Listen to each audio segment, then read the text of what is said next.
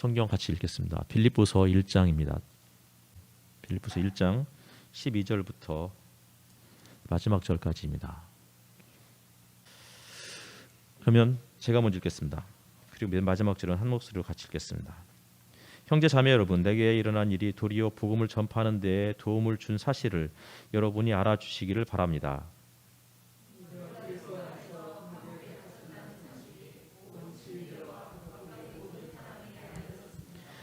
주님 안에 있는 형제 자매 가운데서 많은 사람이 내가 갇혀 있음으로 말미암아 더 확신을 얻어서 하나님의 말씀을 겁없이 더욱 담대하게 전하게 되었습니다.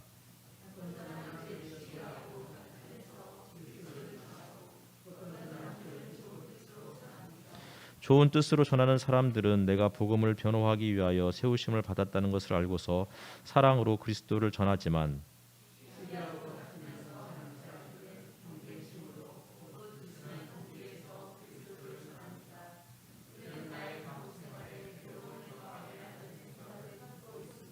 그렇지만 어떻습니까? 거짓된 마음으로 하든지 참된 마음으로 하든지 어떤 식으로 하든지 결국 그리스도가 전해지는 것입니다. 나는 그것을 기뻐합니다. 앞으로도 또한 기뻐할 것입니다.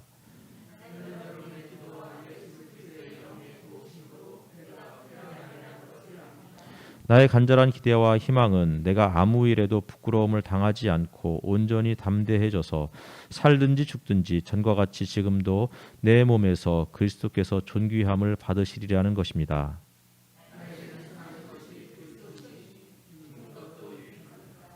그러나 육신을 입고 살아가는 것이 나에게 보람된 일이면 내가 어느 쪽을 택해야 할지 모르겠습니다.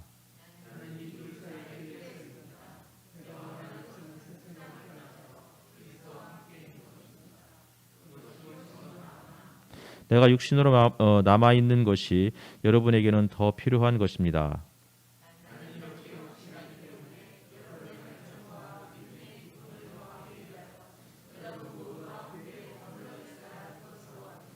내가 다시 여러분에게로 가면 여러분의 자랑거리가 그리스도 예수 안에서 나 때문에 많아질 것입니다.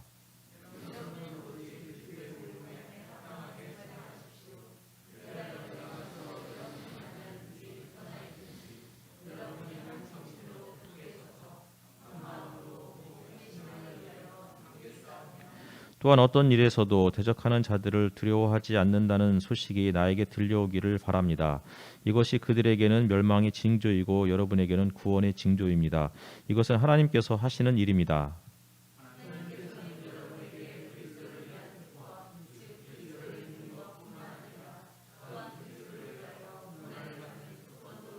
같이 읽겠습니다. 여러분은 내가 하는 것과 똑같은 투쟁을 벌이고 있습니다. 여러분은 내가 그렇게 하는 것을 보았으며 내가 그렇게 하는 것을 지금 소문으로 듣습니다. 아멘. 서로 평화 인사 한번 나누셨으면 좋겠습니다. 앞뒤 좌우에 계신 분들 한번 인사 나누셨으면 좋겠습니다.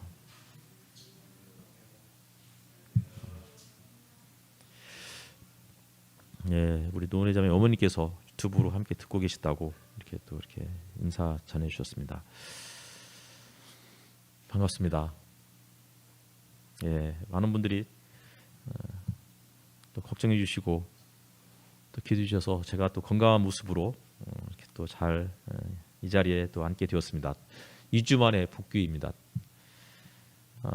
처음에는 아이들이 이제 확진이 되었고 그리고 또 다음 주에는 이제 어른들이 확진이 되면서 본의 아니게 2주 동안 또 교회를 비우게 되었습니다. 지난 2주 동안 중에서 언제가 제일 힘들었을까요? 초반이었을까요? 중반이었을까요? 아니면 마지막이었을까요? 아마 다 예상하고 계시겠지만 마지막이 제일 힘들었습니다. 그러니까 계속 집안에만 있으니까 햇볕을 제대로 쬐일 수도 없었고, 그리고 제가 이제 한동안 그 독서 모임 단톡방에서 이렇게 걷기 하루에 몇 보를 걸었는지 이것들을 서로 이제 공유하는 시간들이 있었는데 문정심 자매가 하루에 1000보도 못 걷고 그걸 올려놓더라고요. 그래서 제가 이게 걷는 거냐 이게 계속 그랬는데 제가 집안에만 있으니까 하루에 200보, 300보 이렇게 걷더라고요. 집안에서 있으면서 1000보를 넘기는 것은 참 이게 어려운 일이었다라는 생각이 들면서 제가 정심 자매의 그런 그 비난했던 과오를 내가 회개한다 이런 생각들을 또 하게 되었습니다. 아까 말씀드렸듯이 오늘 확진자 수가 38만 명이 넘어섰습니다. 어마어마한 숫자들이 이제 쏟아져 나오고 있는데 이제는 피해가는 것은 불가능한 것 같고 가볍게 지나가기를 또 바랄 수밖에 없는 상황인 것 같습니다. 사람은 어떤 존재일까 생각해 보았습니다. 사람 하면 가장 먼저 떠오르는 것은 저는 기다림이 아닌가라는 생각이 들었습니다. 사람은 기다림의 존재. 그러니까 평생을 누군가를 기다리면서 살아가는 거죠. 사실은 누군가를 기다리고 무언가를 기다리고. 근데 누군가를 기다리거나 혹은 무언가를 기다리면서 기다리는 그 당사자는 스스로를 가꾸고 또 나름 자신의 삶의 패턴들을 유지하려는 그런 모습들을 보여준다는 겁니다. 소소한 일상 속에서도 삶의 의미를 발견할 수 있는 힘이 무언가를 기다리고 누군가를 기다리는 그 기다림에서 온다는 것이죠. 그렇다면 그리스도인들은 또 어떤 존재인가 생각해 보게 됩니다. 그리스도인은 예수 그리스도의 재림 그리고 그분을 통한 새 하늘과 새 땅의 회복 이것을 기다리는 사람들이 아닐까 싶습니다. 그러니까 그때를 기다리기 때문에 우리 전도서에서도 말씀드렸듯이 오늘 하루하루의 삶이 소중한 거죠. 오늘 하루의 삶이 소중할 뿐만 아니라 내 몸이 소중하고 내 삶이 그리고 우리의 삶이 누구보다도 무엇보다도 소중한 것이다라고 생각이 듭니다. 그래서 베드로후서 1장에 보면 이런 말씀이 있습니다. 티도 없고 흠도 없는 사람으로 아무 탈이 없이 하나님 앞에 나타날 수 있도록 힘쓰십시오. 그러니까 베드로후서에서 베드로 사도가 우리에게 전해주고 있는 메시지는 주님 앞에 흠도 없이 티도 없이 아무 탈도 없이 하나님 앞에 나타나는 것. 그러니까 그렇게 살아가려면 그분이 다시 오실 것을 기다리는 그 기다림의 믿음. 이런 것이 우리에게 절실하게 필요한 것이다라고 생각이 들었습니다. 때로는 주님의 재림이 지연되는 것 아닌가 혹은 재림 자체가 일어나지 않는 것 아닌가 이런 어떤 불안한 마음이 들기도 하죠. 아니면 아예 재림에 대한 소망 없이 살아갈 수도 있습니다. 근데 그런 생각을 우리가 왜 재림이 오지 않는가 그래서 답답해하거나 혹은 재림 자체가 없는 건 아닌가 이러한 생각들을 품는 이유는 이 땅이 우리가 생각했던 것처럼 너무나 정의롭지 못한 거예요. 너무나 불공평하고 말도 안 되는 일들이 우리 주변에서 벌어지고 있고 또 우리의 삶이 고난 다음에는 한 번 정도는 행복이 왔으면 좋겠는데 고난 다음에 또 다른 고난 그리고 또 다시 고난 연이은 이러한 고난 때문에 하나님의 주님이 다시 오실 거라는 어떤 그런 믿음 또 주님이 우리를 다시 회복시키실 거라는 우리의 기도를 응답하실 거라는 그런 믿음 자체가 흔들릴 수 있다는 생각이 듭니다. 근데 이것은 당연한 일입니다. 근데 베드로후서에서 보면 이렇게 이야기하고 있어요. 주님의 오래 참으심이 구원을 위한 것이다. 그러니까 우리가 주님을 기다리면서 오래 참는 것이 아니고 오히려 베드로는 그 거꾸로 생각해 보는 거예요. 주님이 오래 참는 거라고.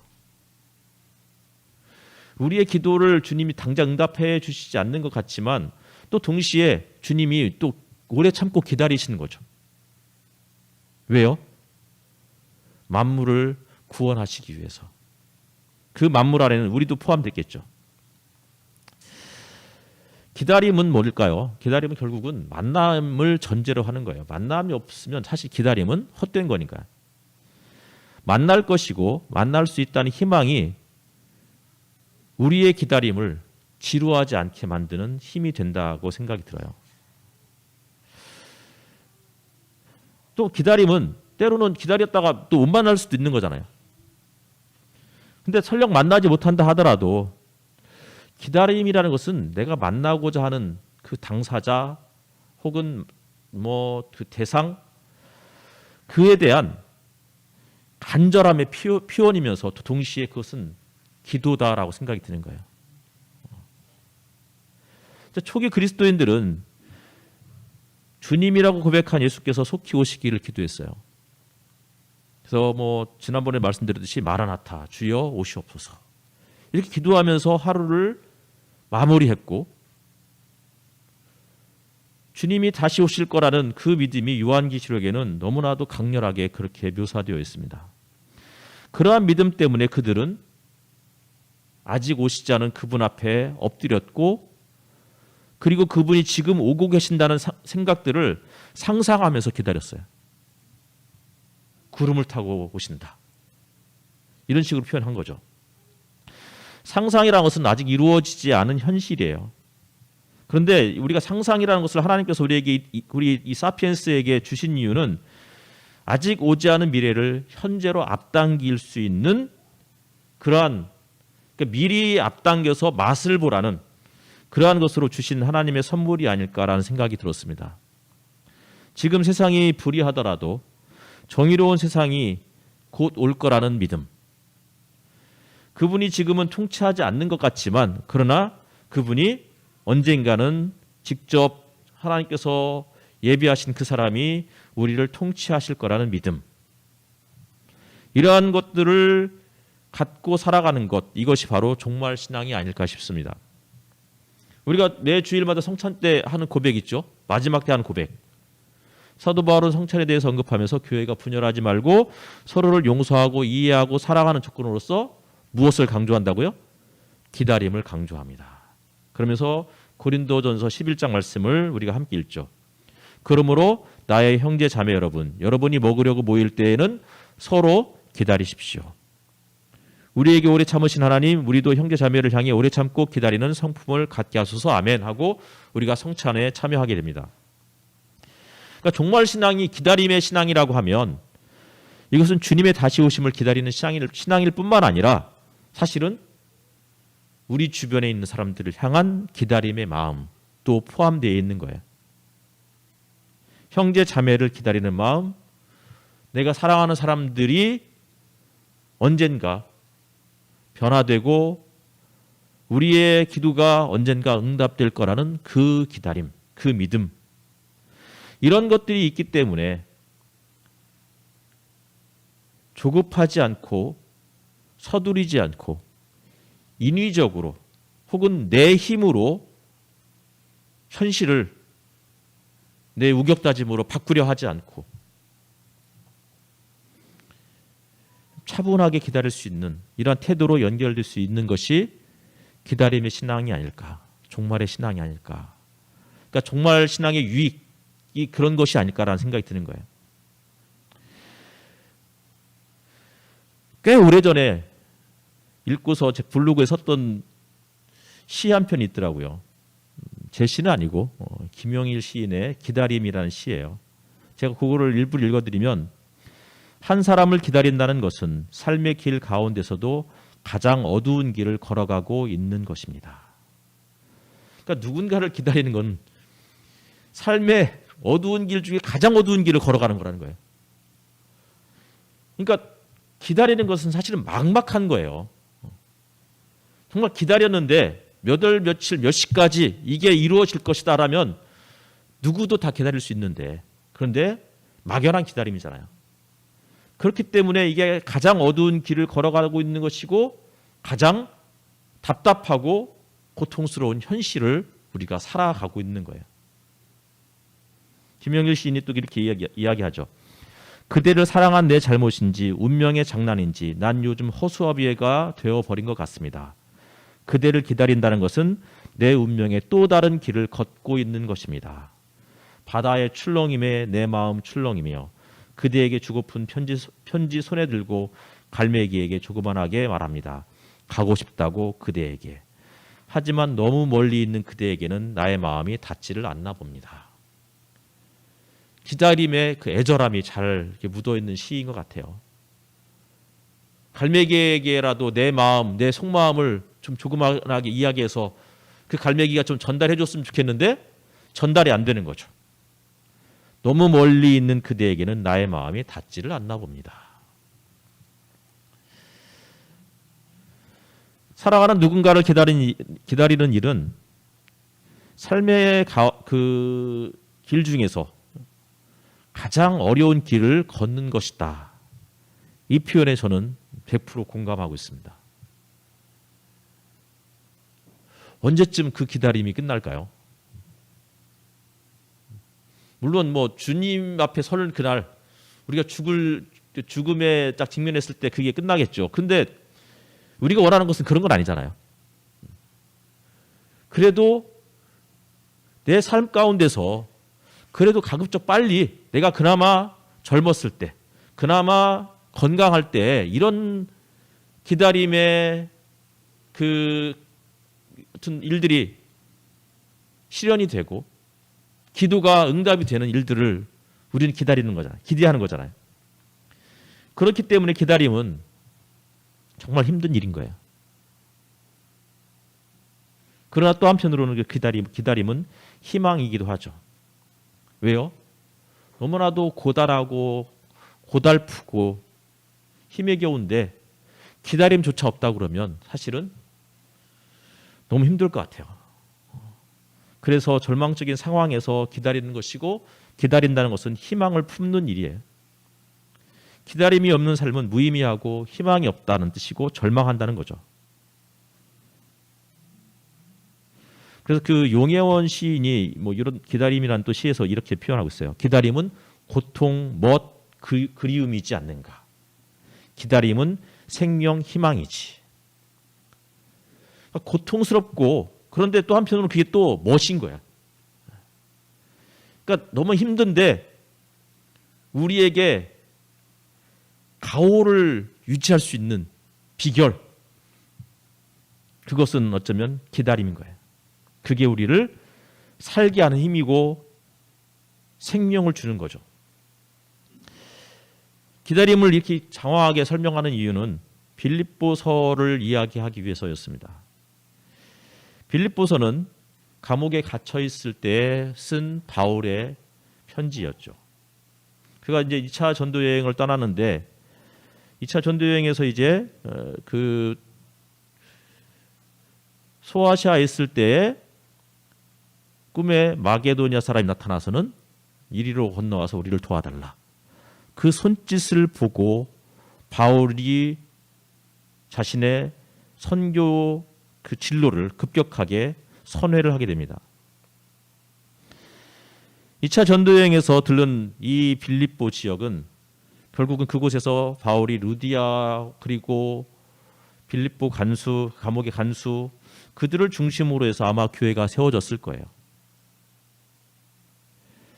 마게도니아 지역의 빌립보는 로마 황제가 그러니까 자신이 최고의 권력자임을 혹은 로마 제국 전체에게 참된 평화를 가져다 주는 사람임을 보여주는 어쩌면 그런 어떤 그 랜드마크와드 같은 그러한 지역이었을 거예요.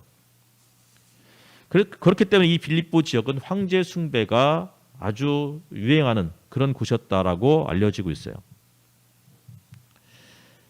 근데 그런 곳에 사도 바울이 나타나서는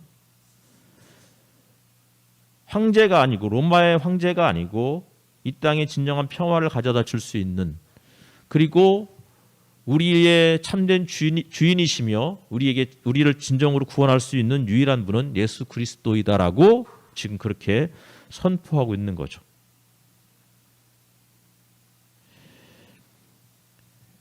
근데 예수님이 누구인지는 이 빌립보 지역과 예수님이 나고 자라신 이스라엘 땅은 너무나 먼 곳이잖아요. 그러니까 지금은 안 그런데 불과 한 10여 년, 20년 전만 해도 외국에 나가면 한국에서 왔다고 그러면 사람들이 한국이 어딨냐고 물어본 사람들이 굉장히 많았다고 그러잖아요. 일본도 알고 중국도 아는데 한국은 어딘지 모르는 사람들. 근데 지금은 이제 그렇진 않죠. 한국이 워낙 또 유명해져 가지고. 근데 아마 바울이 빌립보 지역에서 예수님에 대해서 이야기할 때 사람들은 예수가 도대체 누구인지도 처음 들어봤을 것이고 더 나아가서 예수님이 나고 자란 그 팔레스타인 땅, 그 땅이 어디에 있는지도 아마 대부분이 몰랐을 거예요. 그런데 그분이 우리의 주님이시고 참된 평화를 가져오는 분이다라고 바울이 선포하기 시작한 거죠. 그리고 바울이 빌립보 지역을 떠난 지 10년 후에 이 편지를 썼을 것이다 라고 추측하고 있고, 더군다나 이 편지는 에베소 감옥이나 혹은 로마 감옥에서 쓴 거예요. 그리고 지금 바울은 재판을 기다리고 있는 중이죠. 12절에 보면은 내게 일어난 일이라는 그 문구가 나오죠. 내게 일어난 일, 이 무슨 일이겠어요? 지금 바울이 감옥에 갇힌 일인 거예요. 사도 바울은 빌립보 교회뿐만 아니라 이방 그리스도인들에게는 결정적으로 중요한 인물이었어요. 그를 통해서 이방의 교회가 세워지기 시작했으니까. 그런데 이런 대사도가 어느 날 갑자기 복음을 전하다가 감옥에 갇혔고, 그리고는 언제 풀려날지 아무도 모르는 상황에, 이것은 지난 수요 성경보다 말씀드렸지만 마치 하나님의 성전이 바벨론의 침공에 의해서 함락된 것과 맞먹는 충격이었을 거라고요. 하나님의 백성이 먼 이방 땅에 끌려가서 포로로 지내는 그 사건과 맞먹는 충격이었다고요. 만군의 하나님이 바벨론에 주신 마르둑에게 패배했고, 그리고는 하나님이 마르둑에게 포로로 끌려가는 모습이었다고요. 그러니까 빌립보 교인들도 예수 그리스도가 참된 주인이시고 그분이 우리에게 진정한 평화를 가져다 주시는 분이라고 바울이 선포했는데, 지금 바울이 로마 당국에게 체포되었고, 예수보다 로마 황제나 로마의 신이 더 위대하다는 사실을 그가 체포됨으로 마치 반증해 주고 있는 것 같은 그러한 분위기인 거죠. 그러니 바울을 그토록 믿고 신뢰하고 따랐던 빌립보 교인들, 당연히 믿음이 흔들렸을 것입니다. 하지만 바울은 이렇게 이야기하죠. 내게 일어난 일이 도리어 복음을 전파하는 데 도움을 준 사실을 언급하고 있는 거예요. 내가 감옥에 갇혀 있는 이것 때문에 믿음이 흔들리지 말고, 내가 감옥에 갇혀 있음에도 불구하고 여전히 더 활발하게, 더 왕성하게 전파되는 예수 그리스도의 그 복음, 이것을 바라보라고 바울은 그렇게 강조하고 있는 것입니다. 14절을 보니까 많은 사람이 내가 갇혀 있음으로 말미암아 더 확신을 얻어서 하나님의 말씀을 겁없이 더욱 담대하게 전하게 되었다, 이렇게 말하고 있는 것이죠. 어떤 사람은 좋은 뜻으로 복음을 전했지만 또 다른 사람들은 바울을 시기하고 경쟁심으로 다투면서 복음을 전하기도 했어요. 근데 어떤 식으로든 복음이 전파되고 있다는 사실에 바울은 초점을 맞추고 있는 거예요. 비록 바울과 바울 자신의 경쟁자인 그 선교사들이 바울이 감옥 생활에 더 괴로움을 더하게 하려고 복음을 더 열심히 전했지만, 바울은 그것 때문에 주눅들거나 화가 나거나 자존심 상해하지 않았습니다. 그는 오히려 기뻐했고 앞으로도 기뻐할 거라고 그렇게 이야기했습니다. 왜요? 결국 그리스도가 전해지는 것 때문에. 우리도 그러면 참 좋겠다는 생각이 드는데 사실은 그게 쉽지 않아요. 내가 정말 평생을 주님을 위해서 혹은 교회를 섬기면서 살아왔는데 왜 내 삶에 이런 어려움들이 찾아옵니까? 이게 사실은 대다수의 저를 포함한 모든 사람들의 반응이 아닐까 싶어요. 정말 중요한 것을 포기하고 안정된 것, 성공적인 삶을 포기하고 그리스도인으로서 손해보면서 헌신하면서 섬기면서 살아왔는데 결과가 좋지 않은 거죠. 그럴 때 드는 당혹감 혹은 분노, 이런 것들이 우리에게 생길 것 같아요. 적어도 저에게는 그럴 것 같아요. 근데 바울은 그런 것 때문에 마음 상하지 말고 지금 내 처지가 평생을 복음을 전하다가 내 젊음을 하나님 나라를 위해서 불살라 버렸는데, 그런데 지금 내 꼬라지가 영 다른 누구에게도 말할 수 없는 이런 상황이라 할지라도 그 삶을 통해서 예수 그리스도가 어떻게 전파되었는지, 나의 작은 헌신과 섬김이 결국은 누군가가 또 힘을 얻고 위로를 얻고 또 누군가가 그의 자신의 삶의 자리에서 그렇게 살아가는 그 모습을 생각하면 도리어 기뻐하고 앞으로도 기뻐할 것이다. 이렇게 말할 수 있다고 생각이 듭니다. 19절을 한번 볼까요? 한번 같이 읽겠습니다. 19절 시작.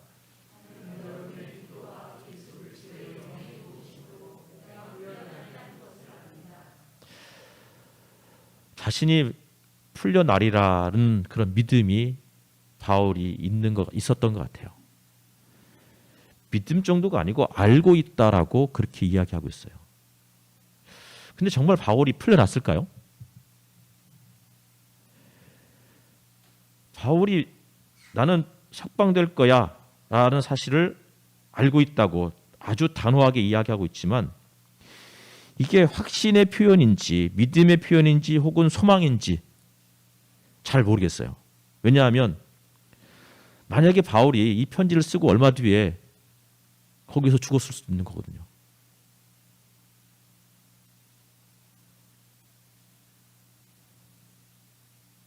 그러면 바울이 도대체 무슨 뜻으로 이야기했을까?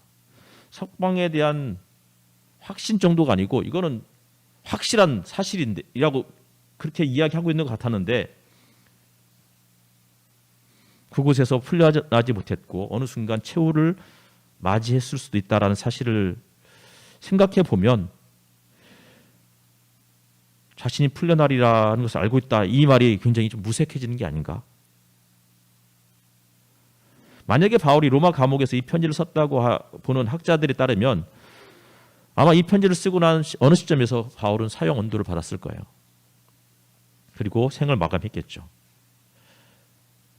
그렇다면 이 표현은 석방에 대한 확신이 아니고 소망의 표현일 수도 있겠다라고 저는 생각하고 있습니다.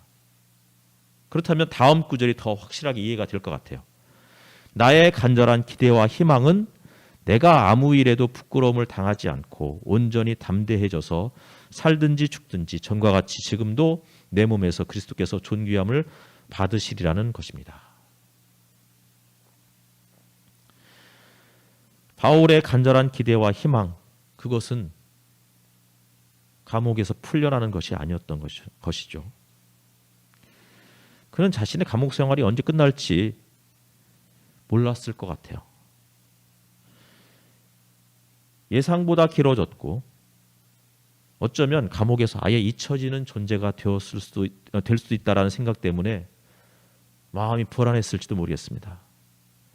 그러니까 마치 요셉이 그때 막 풀려났던 술 맡은 관원장에게 자신을 기억해달라고 그렇게 부탁했는데, 사실은 술 맡은 관원장에게 요셉은 잊혀진 존재가 되고 말았죠. 인간은 기억하는 존재예요. 아까는 기다리는 존재라고 했잖아요. 그렇죠? 근데 인간은 또 한편으로는 기억하는 존재예요. 근데 저는 기다리는 것과 기억하는 것은, 사실은 기억하는 것은 과거의 일이고 기다리는 것은 미래의 일이잖아요. 그런데 기억하는 존재는 결국은 기다리는 존재가 될 수 있는 거예요. 누군가를 과거에 만났고 그와 너무 좋은 추억들을 가지고 있는, 그리고 그러다가 어떤 이유에서든 헤어졌고 언젠가 다시 돌아올 거야. 그 말 한마디가 결국은 기다리게 하는 거거든요. 다시 말하면 과거에 기억되지 않으면 그 사람은 기다림 대상이 될 수 없는 거예요. 바울은 예수 그리스도에 대한 기억이 있었기 때문에 예수 그리스도를 기다리는 거예요.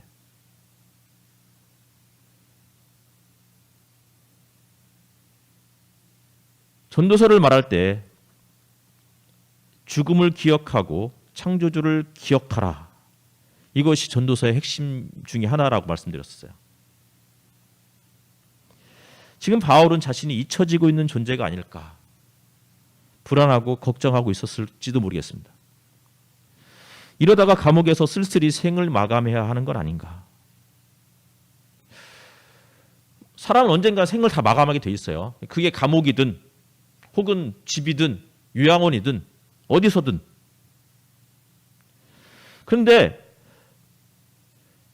생을 마감할 때 아무도 나를 기억해 주지 않는다라는 생각을 갖게 되면 굉장히 비참할 것 같아요.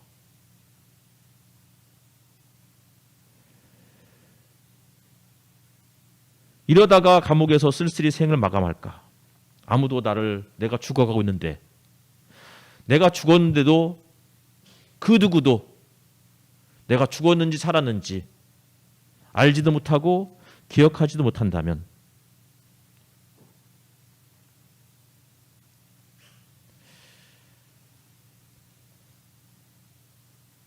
하지만 그는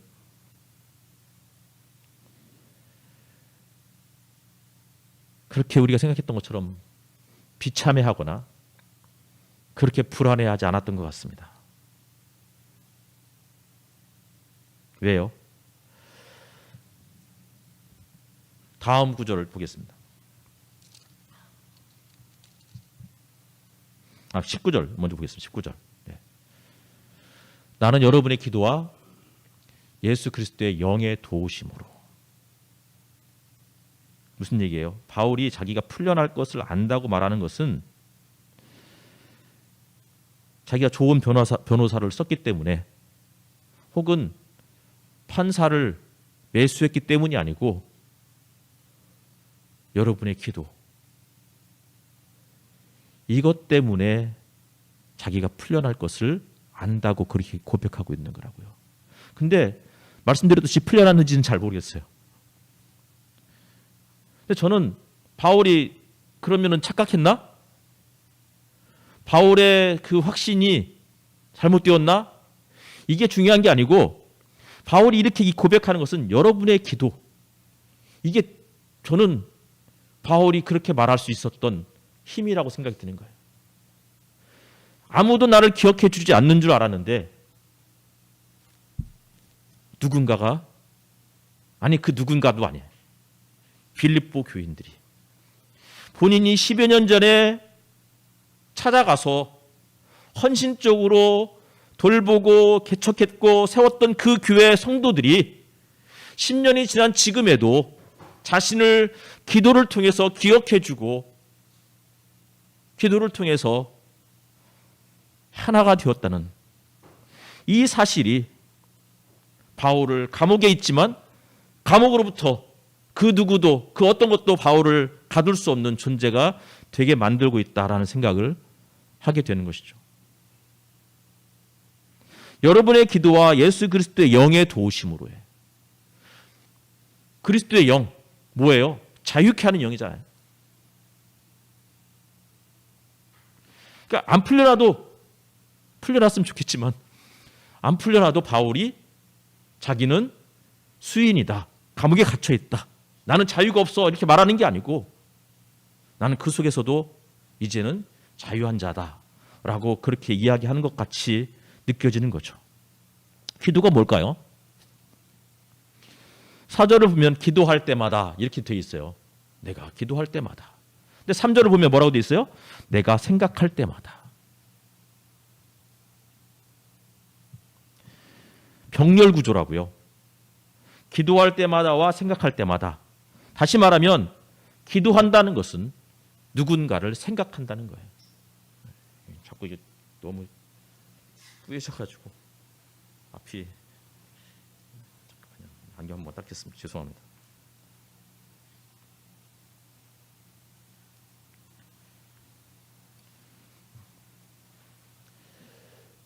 내가 여러분을 위해서 기도할 때마다, 이 말은 뭐라고요? 내가 여러분을 늘 생각합니다. 이런 얘기를 하고요.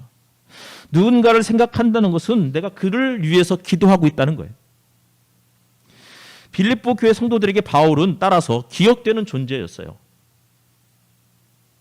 그러니 바울은 기다리는 거죠. 왜요? 그들을 만나고 싶어서. 그래서 실질적으로 바울이 우리가 읽었던 이 본문에 의하면 자기가 직접 그들을 앞에 섰을 때, 나타났을 때 그들이 얼마나 기뻐할지 그것을 표현하고 있다고요.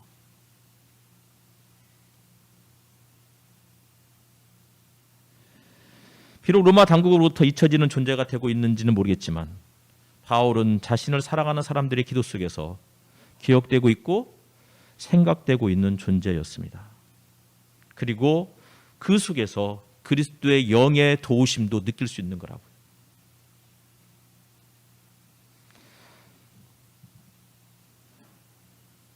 그 기대와 희망, 바울이 품었던 간절한 기대와 희망은 무엇이었죠? 그런데 풀려나는 게 아니었다고 했어요. 그렇죠? 뭐예요? 아무 일에도 부끄러움을 당하지 않고 온전히 담대해져서 살든지 죽든지 전과 같이 지금도 내 몸에서 그리스도께서 존귀함을 받으시리라는 것입니다.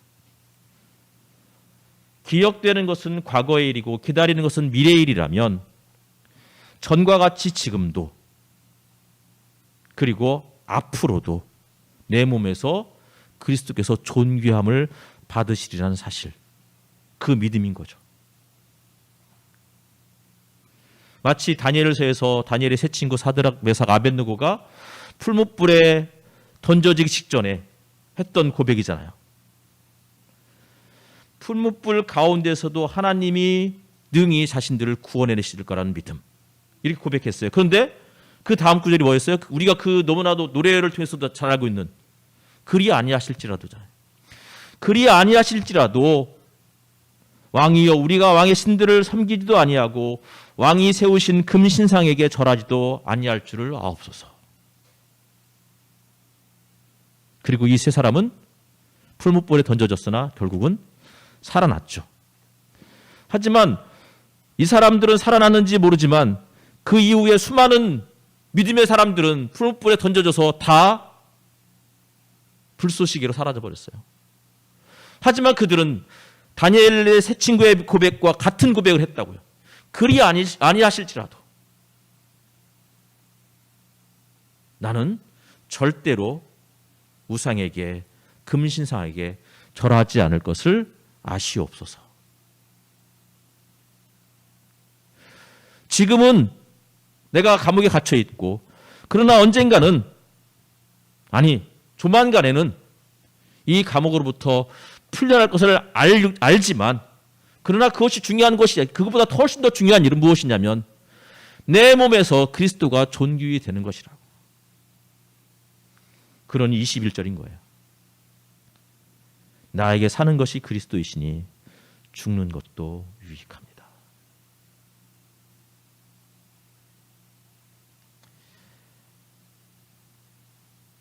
말씀을 마무리하겠습니다.